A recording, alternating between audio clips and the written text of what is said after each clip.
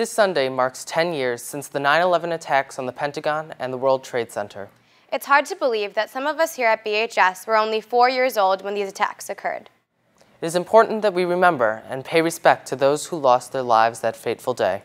Let's go to Catherine Goetze with a special interview that reminds us of the events that took place on September 11, 2001.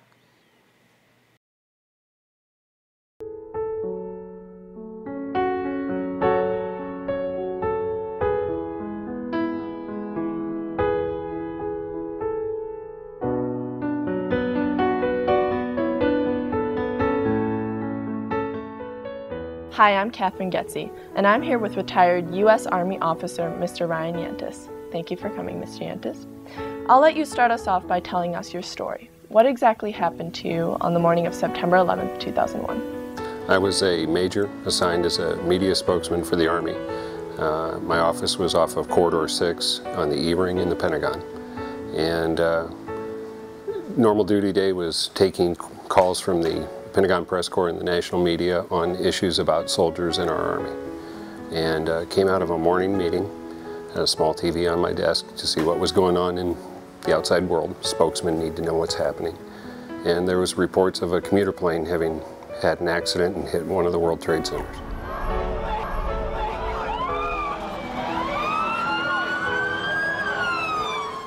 Having just left an assignment in New York City, I called some friends up there to make sure that they were all right and aware of what was going on, made sure my boss knew what was happening, and there was a lot of interest because a plane hitting a building of that size could overwhelm the local capacity to deal with injuries, and we often, the military, gets asked to help in those situations. Like millions of Americans, I was standing with others on my team in our team area, large TV, and we watched the second plane hit.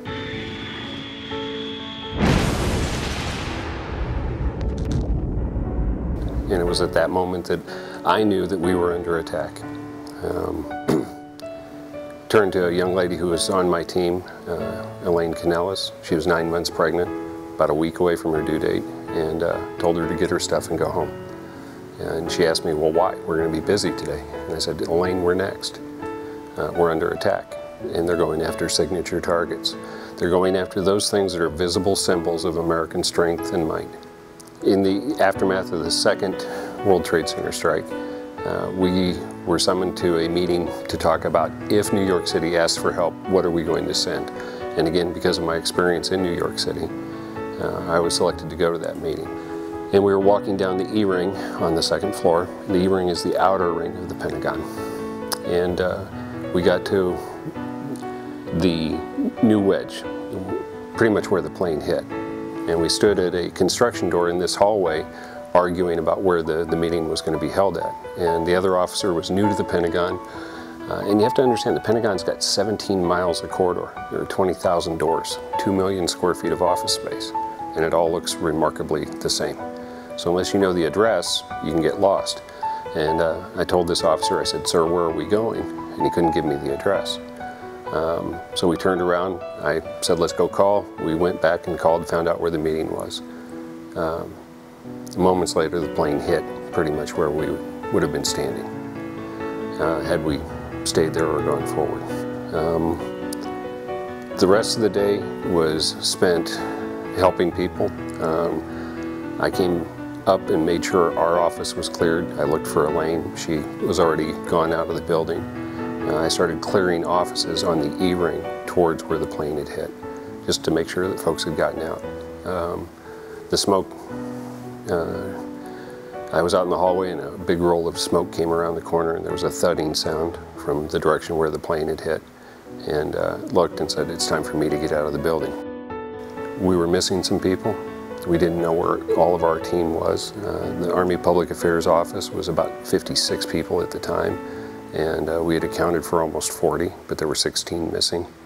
I had been one of them up until the point that I got to the rally point. I went up to another entrance into the Pentagon, the one that faces downtown Washington, D.C. It's called the River Entrance. And when I got there, the grounds of the Pentagon are very well maintained. They're almost like a park. Very clean, very pretty. And under the shade of a tree was a row of good old-fashioned Army stretchers, you know, the wood-handled, canvas-covered stretchers. And it was one of those incongruent scenes. You don't expect to see a row of stretchers sitting in the shade of a tree. And I stopped and I looked back to the building, and there were 4 gentlemen carrying something between them in a blanket. And I recognized that that's a thing called a field expedient litter or stretcher, a blanket carry. So I grabbed an empty stretcher and ran back to them and put it down on the ground, and they lowered a very badly injured lady onto the stretcher, and we picked her up and carried her away from the building. And that started my morning of running back and forth from the building, helping people get out, helping carry people out, going back into the Pentagon's medical clinic and getting more supplies, directing traffic, whatever that was needed. And was standing on the bridge going onto the Corridor 8, or the river entrance door, and about 50 feet away from the building. The security guards were yelling at us and waving us to get away from the building because there was another plane coming in. And I could hear a jet engine screaming in very low and very fast. And it was a Air Force fighter. And there was a certain sense of relief when that happened, because I knew that we had a fighter plane above us, and that we were essentially protected from that aspect of attack. We had brought about 60 people out of the building. There were ranged from very, very profoundly injured and badly burned to folks with smoke inhalation and minor injuries.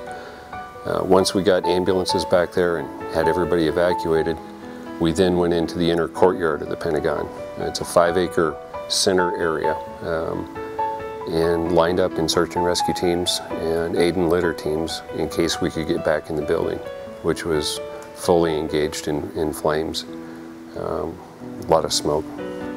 And spent till about 3:45 that afternoon in the inner courtyard, ready to go back in the building. They pulled us from the inner courtyard at about 4 o'clock, and I went back to my role as a media officer. I helped set up the press conference for Senators Warren and Levin and SecDef, Mr. Rumsfeld and Mr. White, the Secretary of the Army. And then once that press conference was over that night of September 11th, I served as an escort to move the media in and out of the building for that engagement. Went home, got some sleep, got cleaned up, and was back at work the next morning at 6 o'clock. The scene on September 12th at the Pentagon was different in that the building was still on fire. And as I walked towards the Pentagon, they had moved a security cordon fairly far out from the building. And the lights were off, power was out on large chunks of the Pentagon. You'd see the firefighters still playing the hose on the fire, and you could see the glow of the fire. It was about 6 in the morning. There were about 200 people lined up in combat uniforms or civilians in blue jeans and work shirts to go back into the building to do their work. And that's an incredible testament to the determination to do their job. Wow. How has your life changed since that day? Well, before September 11th, I was planning on retiring from the Army at the 20-year point. I knew that I was going to be promoted and become a lieutenant colonel. I already had my orders just prior to September 11th. I had done everything professionally that I wanted to accomplish in the Army, and it was a time for a change. September 11th changed the rules, if you will. There was a renewed sense of mission. There was a definite increase in sense of purpose. I volunteered to go to Afghanistan in November of 2001 and was told that I was too senior because I had just been promoted to lieutenant colonel. And I said, well, fine, I still have uniforms that have major ranks on them. I can wear those and go. But as an Army spokesman, my value was in the Pentagon, handling media queries. Being one of the few Pentagon survivors here in the Midwest and in Chicago, It's changed my life because I'm a reluctant spokesman for myself. I'll talk about the Army, I'll talk about Army policies, but I found that I have to go and talk of the Pentagon and what happened to be a witness to others and to help them understand what happened that day. That's changed me. It's forced me to become more personally accountable for what happened. It's also focused me on being a good father for my daughters. And the people, Al-Qaeda, the Taliban, Osama bin Laden, even though he's dead, people like him dislike us for the freedoms that we have. They dislike us for how we embrace women's rights and let women have a voice and let women have education. You know, a high school under their control would not be anything like what you see here at Barrington High School. How do you feel America has changed since the attack? Well, let me put it this way. Virtually every American who was alive knows where they were and what they were doing when President Kennedy was killed. They know where they were and what they were doing when Martin Luther King was killed. Those are pivotal moments in history that people can anchor to and tie to.